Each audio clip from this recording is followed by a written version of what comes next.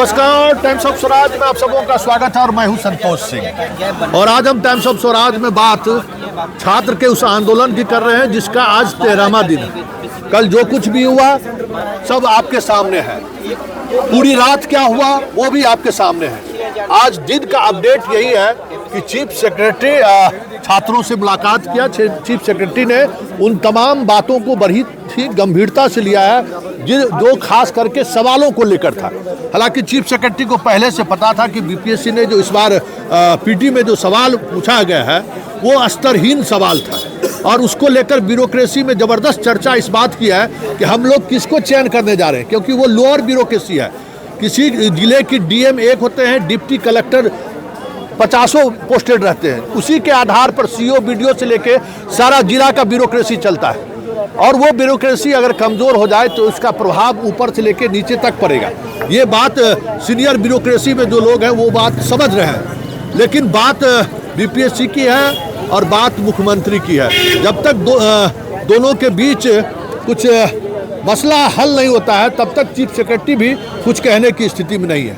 लेकिन पूरे प्रशासनिक महकमे को इस बात की इल्म है कि बीपीएससी ने कुछ ऐसे सवाल पूछे हैं जिन सवालों के सहारे हम सिपाही का चयन कर सकते हैं। डिप्टी कलेक्टर और सीओ बीडीओ एसडीओ का तो सवाल ही नहीं है। तो वहाँ भी इस बात को लेकर मंथन चल रहा है। आज 13वां दिन है। उम्मीद करते हैं कि मुख्यमंत्री के आने के बाद बात और आगे बढ़ेगी। निराश छात्र जरूर होंगे कि लगातार दूसरे दिन उन पर लाठियां चली हैं, कई छात्र घायल हैं, अभी भी पीएमसीएच में हैं, लेकिन उम्मीद अभी भी बरकरार है। जिस उम्मीद के साथ आज यहाँ लोग बने हुए हैं, जरा इनसे हम जानना चाहते हैं कि जो कुछ घटनाएं घट रही है लगातार, कल जो घटनाएं घटी, फिर भी आप लोग डटे हुए हैं, किस उम्मीद में? बस हम लोग को उम्मीद यही है कि री एग्ज़ाम हो और बस री एग्ज़ाम के लिए हम लोग डटे हुए हैं कि री एग्ज़ाम हो, किसी के साथ गलत ना हो, बस इसीलिए हम लोग हैं। आज भी बीपीएससी के सेक्रेटरी ने कहा कि हमारे पास कोई री एग्ज़ाम का न कहीं कुछ हमें जानकारी है, न हमसे कोई डिमांड किया गया, न हमारे विषय में वो चीज़ है। ये तो डायरेक्ट बोलना चाहूँगा कि ये झूठ बोल रहे हैं, क्योंकि अगर 6 दिसंबर की बात करें तो 6 दिसंबर से पहले क्या बोला गया उस दिन कि हमारे पास ऐसा कुछ आया ही नहीं था। लेकिन 6 दिसंबर से अगर 5 दिसंबर की बात करें तो 5 दिसंबर को सिक्योरिटी का डिमांड किया गया कि भाई कल यहाँ पे आंदोलन होने वाले हैं, आप लोग आइए। पुलिस से डिमांड किया गया। कल होके क्या हुआ, जब बच्चे लोग आए आंदोलन किए तो शाम तक आ गया कि हाँ नॉर्मलाइजेशन नहीं होगी। जब आपको पता है तो आप कल भी तो प्रेस रिलीज कर सकते थे कि भाई नॉर्मलाइजेशन नहीं होगी। अफवाह ही अगर मान लेते कि चलिए अफवाह ही था, आपको प्रेस रिलीज कर देना चाहिए था कि हाँ भाई नॉर्मलाइजेशन ऐसा कुछ नहीं होने वाला है। इसका मतलब उस दिन भी झूठ बोल रहे थे तो आज भी झूठ ही बोल रही हैं। झूठ बोला जा रहा है और कुछ नहीं। इतने दिन से आप यहाँ आ जाइए कभी मिलने के लिए, सबूत बिना सबूत के बच्चे तो नहीं बैठ जाएंगे यहाँ पे। जाहिर सी बात है हमारे पास वजह है, हमारे पास प्रूफ है, तभी आके बैठे हुए हैं हम लोग यहाँ पे। लेकिन उनका कहना है कि ये परीक्षा पूरी तौर पर जिला एडमिनिस्ट्रेशन के कंट्रोल में होता है और सिर्फ गांधी परीक्षा केंद्र के अलावा कहीं से कोई शिकायत नहीं। ऐसा नहीं है। ठीक है, वहाँ पे बहुत ज़्यादा धांधली हुआ है, लेकिन लगभग सारे सेंटर पे कुछ ना कुछ धांधली हुआ है। हम लोग भी, मेरा पढ़ा था मोतिहारी में, मोतिहारी का धाका जो है वहाँ पे हम लोग का पढ़ा था, वहाँ पे भी हुआ कम से कम 4-5 मिनट ही लेट सही, लेकिन वहाँ पे भी क्वेश्चन लेट से थोड़ा सा मिला था हम लोग को। और ऐसा नहीं है कि सिर्फ एक ही जगह, हर सेंटर पे कुछ ना कुछ हुए पंगे। बहुत सारे ऐसे बच्चे हैं जो कि बोल रहे हैं कि आधा घंटा हम लोग को लेट क्वेश्चन मिला है। तो सिर्फ बापू जो वहाँ पे सेंटर है वहाँ पे ही सिर्फ ऐसा नहीं हुआ है, बहुत जगह हुए हैं धांधली। ये चेयरमैन अपनी बातों पर अड़े हुए हैं कि हम परीक्षा लेने के मूड में नहीं हैं। हम लोग भी अड़े हुए हैं अपने बातों पे, हम लोग अड़े रहेंगे जब तक नहीं होगा। खड़े रहेंगे, खड़े रहेंगे, लाठी चलेगा फिर भी आएंगे। कल लाठी चला फिर भी हम लोग आए हैं। मेरा दोस्त कल इसमें जख्मी हुआ है, वो भी आ जाया है।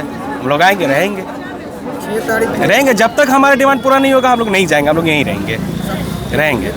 आर और पार बस। गांधी जी ने क्विट इंडिया मूवमेंट निकाला था, इन दशे में हम लोग में लास्ट आंदोलन है हम लोग का। हम लोग लेके ही जाएंगे, री एग्ज़ाम करवा के ही जाएंगे। हाँ, क्या आयोग 6 तारीख को नोटिस निकाले थे, नॉर्मलाइजेशन हम नहीं करेंगे, एक शिफ्ट में एक पेपर में एग्जाम लेंगे। तो ये 12 तारीख को, जो 5 तारीख को 4 तारीख को एग्जाम लेने वाले, वो अपने आप किस आधार पर लेना चाहते हैं? वो अपने ही बातों का कॉन्ट्राडिक्ट कर रहे हैं। किस आधार पे कह रहे हैं कि हम नॉर्मलाइजेशन नहीं करेंगे, एक पेपर एक शिफ्ट में एग्जाम लेंगे? वो अब जो 4 तारीख को डेट निकाले हैं वो तो आधार बनता ही नहीं उस नोटिस के अनुसार, अपना ही बात कॉन्ट्राडिक्ट कर रहे हैं। सबसे बड़ा आधार यही है, उन्हीं के अनुसार जवाब दिया जाता है। ऐसे तो अनेकों है अनियमितता है। हाँ, लेकिन एक बात है कि बीपीएससी अभी भी आ रहा हुआ है। एक और बीपीएससी का इसके पीछे एक और बहुत बड़ा कारण कहते है। हैं, एक और बात करते हैं कि सारे लोग नॉन सीरियस आंदोलन कर रहे हैं, सीरियस लोग पढ़ाई कर रहे हैं। सीरियस लोग पढ़ाई कर रहे हैं, ये कैसे हो सकता है बताइए। सर सीरियस लोग पढ़ाई वही हो करके सकते क्या हैं, होगा? बता रहे सीरियस कौन है। सीरियस वही है जो 1 करोड़ अपना जुगाड़ किए ज़मीन बेच के, बालू माफिया है उसका, जो वही लोग सीरियस है। हम लोग जो गरीब किसान के बच्चे हैं ना, जो रोड पे हैं, वो सीरियस नहीं है। कैसे सीरियस? हम लोग 1 करोड़ निकाल नहीं रहे, तो हम लोग तो नॉन सीरियस हुए। सबसे बड़ी बात है, यूपी पीसीएस का अभी एग्जाम हुआ है, देख रहे होंगे आप, बीपीएससी के बाद हुआ है। उनका आंसर की 2 दिन में लॉन्च हो गया, आंसर की सब आ गया। आपका एग्जाम कंट्रोलर उस दिन भी आकर इस अफवाह को साक्ष्य प्रूफ कर दिया कि हाँ, जब इजी पेपर आया तो 100 से 110 तक कट ऑफ जाएगा। आप अभी तक आंसर की नहीं ला रहे हैं। आपका 13-14 क्वेश्चन में हम लोग को कन्फ्यूजन है। 12-13 क्वेश्चन ऐसा है जिसमें डाउट क्रिएट होगा, 2 आंसर होगा, 1 और more than above, none of the above का ऑप्शन आएगा। ठीक है, आप आंसर की नहीं डाल के ला के 3,48,000 बच्चों को बहुत पीछे भेज दिए। और जो अभी 18,000 एडमिट कार्ड आप लॉन्च किए हैं, 18,000 एडमिट कार्ड आने के बाद 32 सेंटर बना है। आप एक सेंटर का बात करते हैं, उस 32 सेंटर का आप नाम क्यों नहीं डाल रहे हैं? न्यूज़ वाले लोग को क्यों नहीं दे रहे कि 32 सेंटर पे एग्जाम होने वाला है 4 तारीख को, और वो 18,000 जो है 20,500 का आप एग्जाम रिजल्ट ही देने वाले मेंस में, 10,000 वहीं से हो जाएगा। आप किस लेवल का क्वेश्चन वहाँ देने वाले हैं? मॉडरेट रहने वाला है, ईजी रहने वाला है, हार्ड रहने वाला है? हार्ड रहेगा उनके साथ होगा, मॉडरेट रहेगा फिर भी उनके साथ होगा, इजी रहेगा तो हम लोग बोलेंगे कि नहीं उन लोग का इजी पेपर आ गया। बात फिर आ जाएगी यही नॉर्मलाइजेशन की, यही सब कुछ की। तो हम लोग तो नॉन सीरियस है। इतना हम लोग जो डेवलपमेंट किए खुद से, इन नॉन सीरियस का ही मतलब पहचान है। हम लोग इतना कुछ पता कर लिए, तो अब तो हम यही बोलेंगे नॉन सीरियस। सत्य प्रकाश जो सेक्रेटरी साहब है, आज भी लाइव आके वो सीधा बोल रहे हैं हम लोग कैंसिल नहीं करेंगे। एक काम कीजिए, आप सीधा बोल दीजिए 2000 सीट बिक गया है भैया, चंदा चाहिए था हम लोग को, हम लोग पे प्रेशर था, हम लोग हट जाएंगे, हम लोग बिहार पटना छोड़ देंगे। हम लोग बिहार पटना आए, आप 67वीं का लॉन्च किए, आप 68वीं लॉन्च किए, 59वीं लॉन्च किए, लालच देके बड़ा बड़ा कोचिंग सेटअप हुआ पटना में, स्टूडेंट आए यहाँ बड़े बड़े मात्रा में। बोर्डिंग रोड में जो पहले बीपीएससी का हब नहीं था, बीपीएससी का हब बना, लोग पढ़ रहे हैं, मेंस की तैयारी के लिए पटना आते हैं, सब तरफ से लूट खसोट हो रहा है। और उसको, और फिर बाद में जब सीट आएगा 2000 तो सब आप बेच दीजिएगा, तो हम लोग कहाँ जाए?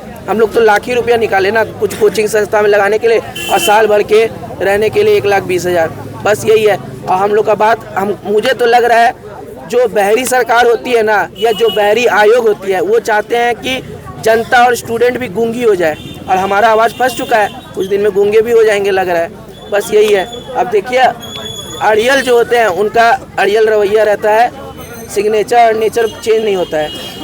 आज भी, कल भी हम लाठी खाए, आज भी आए हैं, अब पता नहीं आज भी लाठी खाएंगे कि नहीं। नॉर्मलाइजेशन लागू करने के लिए जानबूझ के एक सेंटर पे पेपर कम दिया गया, बाकी सब सेंटर पे पेपर कम कहाँ हुआ?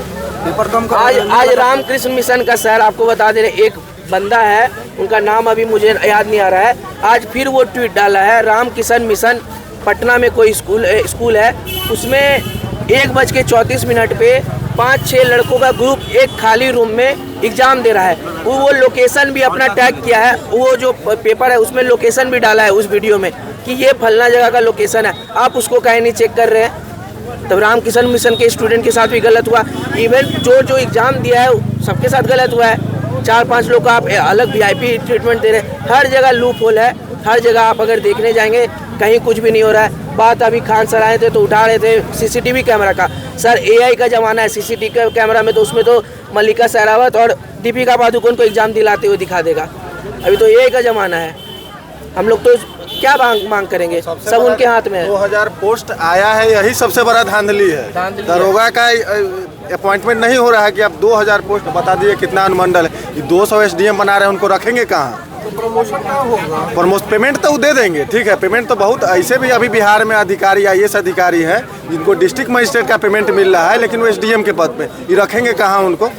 इतना पोस्ट लाना चुनाव से 1 वर्ष पहले ही खुद इसमें बड़ा धांधली है। दरोगा का अपॉइंटमेंट नहीं है, और उसके बाद भी आयोग का ढीठ पाना। और अगर छात्र अगर इस बार हारता है तो आयोग के लिए या फिर जितने भी एग्जामिनेशन लेने वाले एजेंसी बिहार में है उसके लिए ग्रीन सिग्नल होगा एग्जाम में धांधली करने का। इतना करने के बाद भी अगर छात्र हार जाएगा तो एक ग्रीन सिग्नल होगा उसके लिए धांधली करने का। यही समस्या है, ये बड़ी बात है। देखिए हम बार बार बात करते हैं, एक बार DSP की भी बहाली इसी तरीके से निकाल दी गई थी। अरे जो DSP और ADM बनता है वो चाहता कि हम IAS बने, एक बैच में इतने अगर डीएसपी बनाए जा रहे हैं, इतने डिप्टी कलेक्टर बनाए जा रहे हैं, उनका प्रमोशन एवेन्यू मरेगा कि नहीं मरेगा? किस लिए ये लोग बहाल हो रहे हैं? तो ये बात तो वाकई में गौर करने वाली बात है कि 200 एसडीएम आप बना रहे हैं, मतलब कुछ तो बात है, कुछ तो संदेह उत्पन्न हो रहा है। क्योंकि उतने बड़े स्तर पर अगर इतनी बड़ी बहालियाँ होगी, वो उस बैच में कितने अफसर आईएएस बनेंगे? जब प्रमोशन नहीं मिलेगा तो वो करेंगे क्या? किस लिए नौकरी करेंगे? तो ये खास करके ये भी एक साजिश है। हम बार बार इस बात को इंगित करते हैं कि बिहार में पिछले 10 वर्षों के दौरान खास करके डीएसपी और एसडीएम को लेकर जिस तरीके से नियुक्ति हुई है बड़े स्तर पर, कहीं न कहीं उस दोनों कैडर को, जो राज्य का सबसे कह सकते हैं कि एकदम रीढ़ माना जाता है, उस कैडर को एक रणनीति के तहत आईएएस आईपीएस जो यहाँ लॉबिंग करने वाले लोग हैं, उसने उसको ध्वस्त किया है। ये देखिए, क्योंकि अगर प्रोमोशनल एवेन्यूज नहीं रहा तो फिर उस पद का कोई मतलब नहीं रह जाता है। और ये बड़ी बात है कि 200 पद का आना, तो कहीं न कहीं भ्रष्टाचार की बू वहीं से शुरू हुई। तो चलो इस बार निपटा ही देते हैं। बहुत सही आपने बात कही है। सर, यूपीएससी पूरे देश का एग्जाम लेता है, आईएएस आईपीएस आईएफएस आईएफओएस बनाती है, लेकिन 2000 पद पूरे देश में नहीं ला पाती। नहीं, सही बात है। ये साधारण बात नहीं है। ये जो वैकेंसी है वो खुद धांधली है। और आप ये नहीं, क्रोनोलॉजी देखिए, अतुल प्रसाद जी गए, उनका कार्यकाल खत्म हुआ, इनके ऊपर भ्रष्टाचार का मुकदमा है। ये जानकर भी इनको क्यों बनाया गया, ऐसे व्यक्ति को वहाँ रखा गया? सत्य प्रकाश जी का चर्चा हुआ, 67वीं से हैं वो, आज से हैं वहाँ पे बैठे। ऐसे लोग वहाँ क्यों हैं? खासकर ऐसे एग्जामिनेशन में पर 1 साल 2 साल में बदली हो जानी चाहिए, ताकि कोई एक जगह गांठ बना के बैठे नहीं, ताकि उसका स्केल फैलते जाए पूरा राज्य में। जबकि प्रश्न पत्र लीक हुआ था, देखिए 67वीं प्रश्न पत्र लीक हुआ, उसी आयोग में 17 ऐसे अधिकारी हैं, जिसमें एक रजक अभी डीएसपी सस्पेंड है, उसका भाई, उसका बहनोई, उसका फूफा, उसका नाना दादी, जितना है 17 अधिकारी है एसडीएम से लेकर डीएसपी तक, जिसके प्रश्न पत्र जो उन्होंने जवाब दिया था जिस कॉपी पे, वो सारे कॉपी के सेंटर अलग अलग है। किसी का एएन कॉलेज, किसी का विमेंस कॉलेज, लेकिन लिखावट सेम है। जिस तरीके से प्रश्न लिखे गए वो सारे के सारे सेम है। उस वक्त आर्थिक अपराध इकाई ने इन तमाम अधिकारियों के खिलाफ कार्रवाई करने के लिए मुख्यमंत्री सचिवालय से अनुमति मांगी थी। आज भी वो फाइल किसी खास अधिकारी के डॉल में बंद है, ये मुझे पता है, और ये हम पूरे दावे के साथ कह रहे हैं। उन 17 अधिकारियों पर कार्रवाई होती तो आज जो बीपीएससी में जो मठाधीश लोग बैठे हुए हैं, एक खास जिले के मठाधीश जो बैठे हुए हैं, वो हमें लगता है कि उनका जो मठपना जो था वो समाप्त हो जाता। तो कहीं न कहीं एक ये रणनीति है कि ऐसे लोगों को बचाने की भी कोशिश है। और AK सिंघल पे तो सीधा आरोप लगा, सीधा उसके दरवाजे पर जांच टीम पहुंच गई।